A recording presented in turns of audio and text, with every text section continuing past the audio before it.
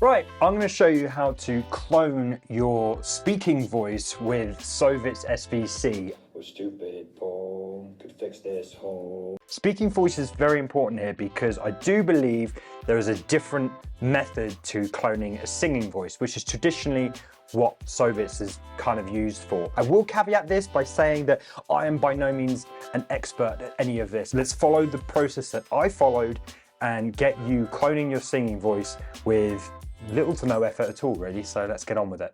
Okay, let's start by going through all the main components of the different pieces of software we're going to be concerned with here. So so-vits-svc-fork is and I'll leave links to everything down below. So so-vits is the thing that's going to train our voice and then export it based on a reference talking track. So get your mate to say something into a microphone, apply your voice to what they've said.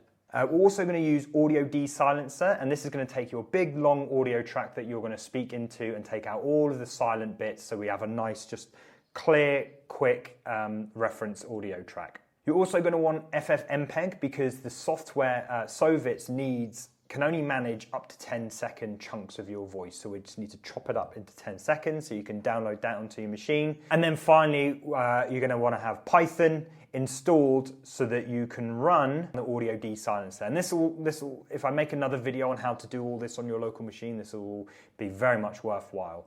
And you're also going to download Conda as well. So Conda, getting started with Conda. You're going to want to download Conda as well. So I have all this installed, but you can follow your own instructions on getting Conda installed and all the rest of it.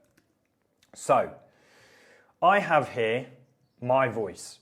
And what I did is I followed this thing called Harvard sentences, and there are 72 just random passages of sentences here. A king ruled the state in the early days. The ship was torn apart on the sharp reef.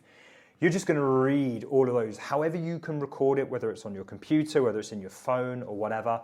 And this will take you about 40 minutes to read. And I'll be honest, I did about 20 minutes and the results are okay.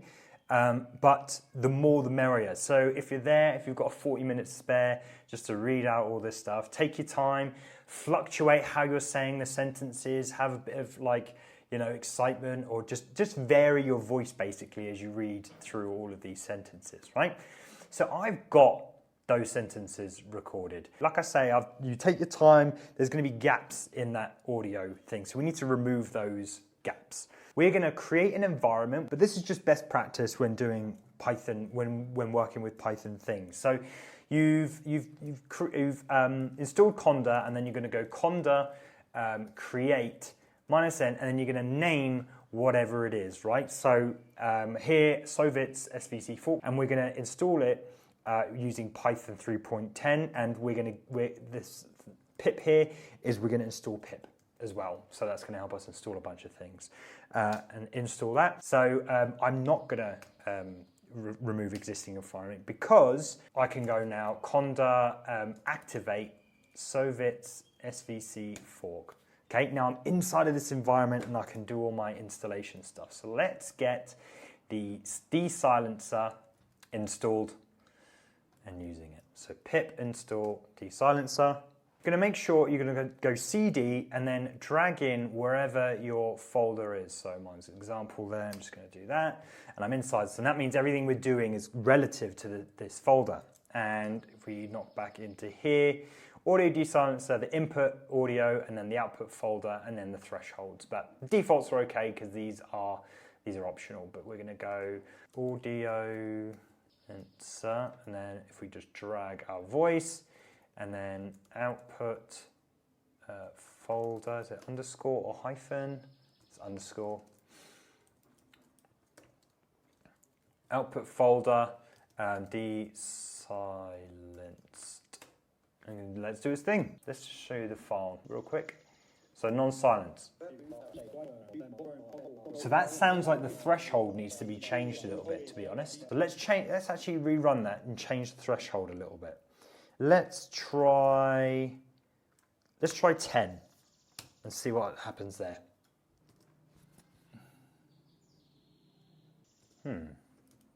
Let's do 40.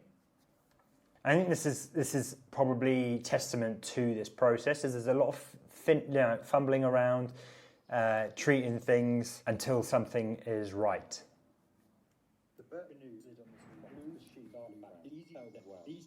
Better. Let's try one more time with 50. The birch canoe slid on the smooth plank. Glue the sheet to the dark blue background. It's easy to tell the depth of well. I think that's good. Chicken leg is a rare dish. Rice is often served in round bowls. The juice of the... I think that sounds good. We've got our clean audio track, no spaces or anything like this. Now what we need to do is break that up into chunks, right? In 10-second chunks. And you can use a free tool. Once again, there's paid tools if you just look online. But a free tool called FFmpeg. But what you see is, and I'll leave links to all this below, it's going to take the name of an audio file. So it's in the folder desilenced, and it's called interview nonsilent.mvp.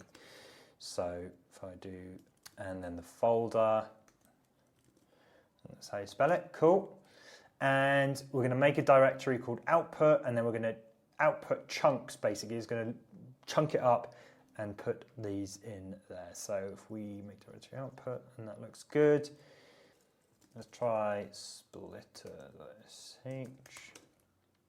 Okay, cool. So running it, basically bash and then the name of the file. And now you'll see The birch canoe slid on the smooth plank. Glue the sheet... all 10 seconds long. Perfect, that's what we've got. Now, you log into a Google Drive account, and you're going to want to be giving access to this Google Drive account. So you want to create an so-vits-svc-fork folder called dataset, and then the name of whoever it is. So it's going to be me, Samuel. Oops, spelled my own name wrong. And then you're going to dump the audio files inside of here, okay? Now, while that's uploading, you're going to want to then go to the so-vits-svc-fork repo here, and if we scroll down, just click the opening Colab button here, the link. And this is an environment where we can run all of what's necessary to create a data set, okay? And I've paid for this. It's $9.99, and so I get I can get a more powerful, faster runtime. You do have limited credits, so I would be mindful of how much you're using, but ultimately you're going to want a T4 GPU, okay? You need a GPU. This is all very GPU intensive stuff, okay? So I'm going to use T4 just because that's what you'll be using, and then you're going to want to connect, and that'll do its thing. Connected. Cool. And you're just going to verify that there's a GPU attached. So we're connected to, this notebook was not authorized by Google, we're going to run it anyway.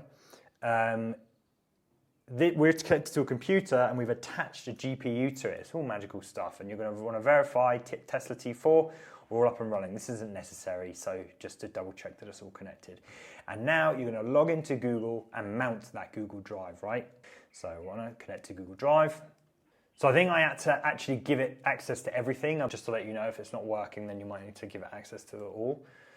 Cool, so it's mounted, and if we open up the file system here, you should see your drive pop up here, which is awesome. We're actually on a computer now, a remote computer. We need to install dependencies, and these will start to look familiar when you do it on your local machine, because it's all the same functions here. So we just run play here. You don't have to worry about branch or anything like that, and this will take a while, so be patient with it. But it's installing everything that we need to train our model. So this message might pop up. Don't worry about it. Do not restart the session, because that will just remove everything we've done. We can cancel it. Everything's fine. Don't panic. Okay, so that's installed now. You should see a green check mark there, and this message here, which I don't know what it means, but it means it's done.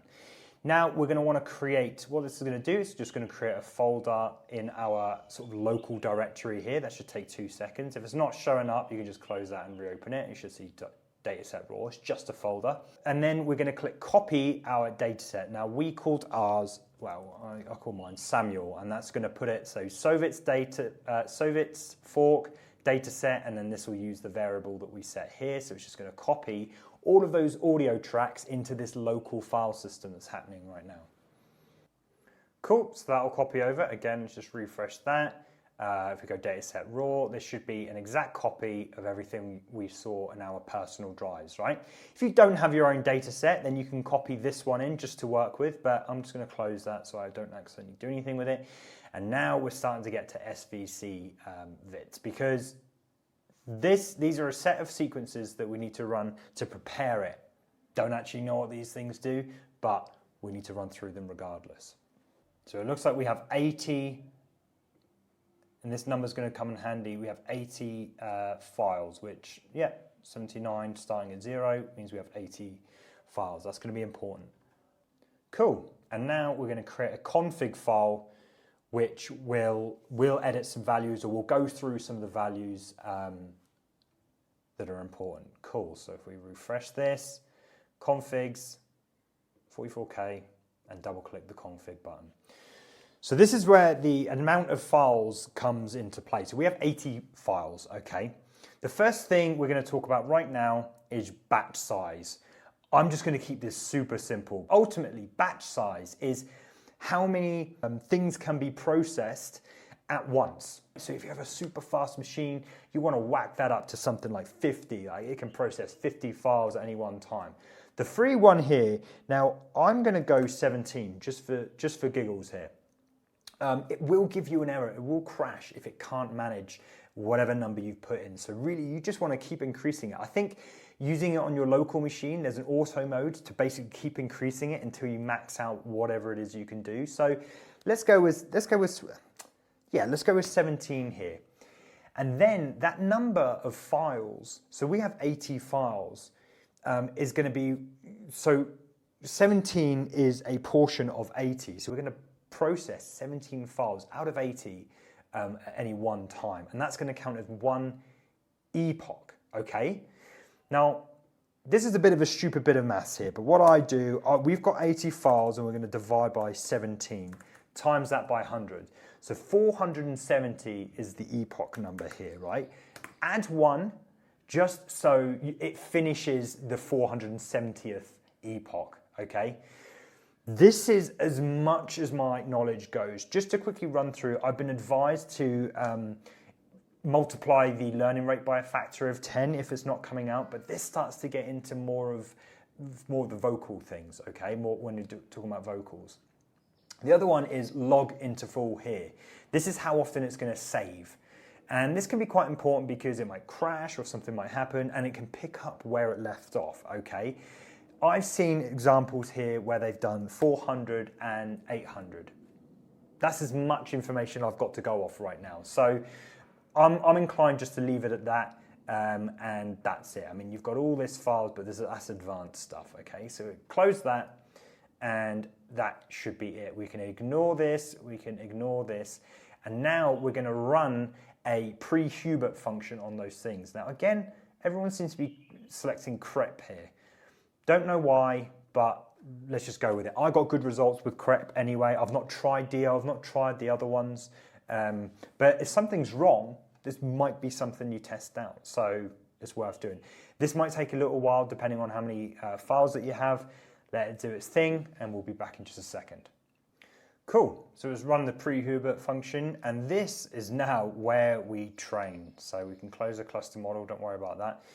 This is the thing that's going to take a long time, okay? Just hit play and see what comes up, but just bear with it. You probably won't see any action for 5, potentially even 10 minutes.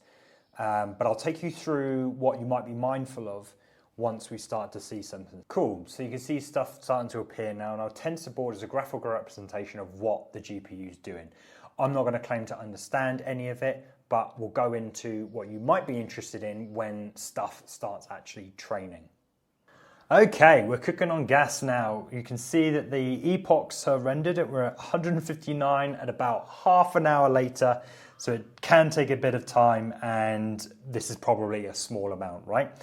But what you're going to want to keep an eye on, if it hasn't showed up already, is this audio tab. You can hit refresh here if it hasn't showed up, and it might appear, but be patient and it will show up. And what this is going to show us is it's going to actually give us a taster of what it's done what the result of the training. This is the original audio file. Some ads serve cheap buyers. Jerk the rope and the bell rings weakly. A whack. Okay, and this is what the generated audio sounds like. So you can get an indication of where it's at. Some ads serve cheap buyers. Jerk the rope and the bell rings weakly. A wax floor makes us lose balance. Madam, this. So it's a bit robot-y, a bit tinny, but it's by no means rubbish, right? You could have, I've heard breathy vocals like and stuff like this. If it's starting to do that, what you might want to do is wait for another round of steps to see if it's improved, because if we refresh now, we might see some more. No, we're still at 800. And see if it improves. I have seen it improve over time, and this will improve. There's definitely some improvement. But if it's rubbish, then unfortunately it's a case of stopping by hitting the stop button there, trying some different configurations. So I would maybe increasing the batch or decreasing the batch. But ultimately, it's a playing around game, and I'm still trying to learn all the nuances of all the different variables that have an impact. But like I say, speaking voice seems to be okay, getting good results. So with that, I'm pretty happy with that. Now, if this was to pause or this was to crash, which I'm about to force it now to stop, because I have something that's usable. Some ads serve cheap buyers. Jerk the rope and the bell. Okay, we have something. You can then scroll down to inference, right?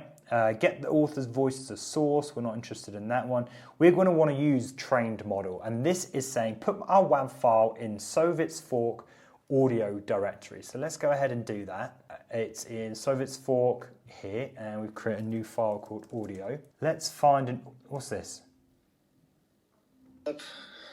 When the sheets have been pulled. Okay, so this is an audio track. So let's try this one. But while that's doing that, let's take a quick look. These are basically here in the logs. This is basically your model. So we saw about 170 epochs. So the last time it saved was at 160. There's the config that it's using. So this is something that you're going to want to probably transfer locally, or if you want to move it around or whatever. But really it's this whole entire folder here. And then the data set is obviously just the raw files. So we've got our vocals.wav knocked back into here. We've done this, and we're going to change the name. Now this is broken. You could go name equals empty string, and this is just me being nerdy now, but it's params, right? And it's just vocals, wasn't it? Just match the name that you uploaded, vocals.wav. If it's an MP3, you can change that to MP3, but I think these two need to be the same. And then we can train our voice against that audio track.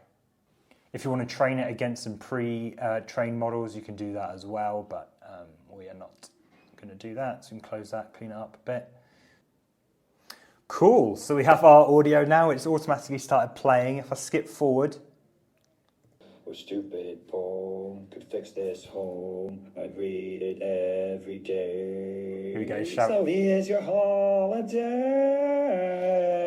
Colloquial. So you can hear that because I've applied it to an audio track, the speaking samples that I've given it, it's struggling to apply that to a singing track. I just did that for fun, but realistically, what I'm advising you to do is apply that to another speaking audio track.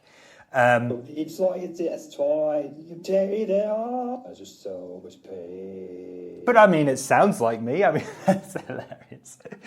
It's quite funny listening to it. But yeah, so that's it. You've basically trained your audio. You can download that audio file and use it for whatever it is that you want. But pretty straightforward process. Like I say, be mindful of the costs. Be prepared to spend a lot of time doing so. Obviously, we had a lot more training that we can do there to make it a bit more natural feeling. So something that I haven't tried just because I don't have the data for it is sampling my singing voice, and then that will apply a lot better to a singing track. So there's a piece of software called Ultimate Vocal Remover, which is free, and it will separate your singing track from the music, and that'll be something then you train. You cut out the silence, break it up in 10-second chunks, and then just do exactly the same process as we followed. And of course, if you were to run through that again, you'd run through the whole thing again, except obviously you wouldn't train it. You would skip the whole training part and just infer it straight from the data that you've already collected. So hopefully this was helpful. and it was a bit of fun. And get out there and train your voice, but obviously don't do anything illegal with it or anything like that. Have some morals about it, of course. So yeah, I'll see you in the next one.